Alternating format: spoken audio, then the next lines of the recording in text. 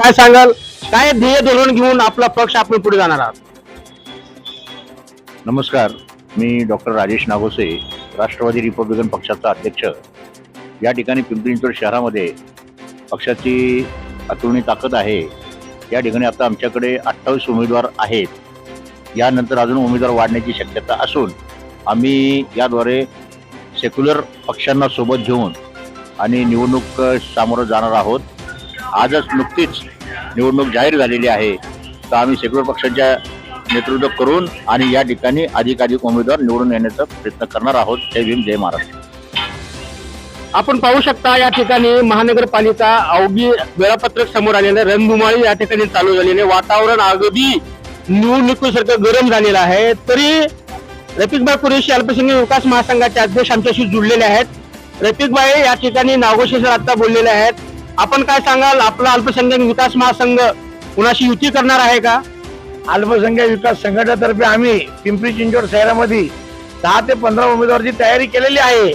आम्ही प्रस्ताव देणारे लोकांना, पक्षाच्या लोकांना, जे राष्ट्रवादी झाले, जे सेक्युलर पक्ष त्यांनी मान्यता दिली तर ठीक आहे. युतीचा आम्हाला कधी आम्ही कुठेतरी तडजोड करू नाही, तर आम्ही आमचे उमेदवार आझाद मैदान आहे, अपक्ष म्हणून लढवणार आहे. 10 ते 15 उमेदवार लढवणार आहे. हे पहा, रफिक कुरेशी होते, यांनी यांचं मत स्पष्ट केलेलं आहे. या ठिकाणी उभे आहेत, उभे सामाजिक कार्यकर्ते आहेत, अनेक पक्षाचा त्यांना अनुभव आहे, अनेक वेळेस आमदारकी त्यांनी लढवलेली आहे, सामाजिक क्षेत्रामध्ये अग्रेसर आहेत. आणि उभे साहेब, ही जी निवडणूक आहे, कसं पाहताय आपण?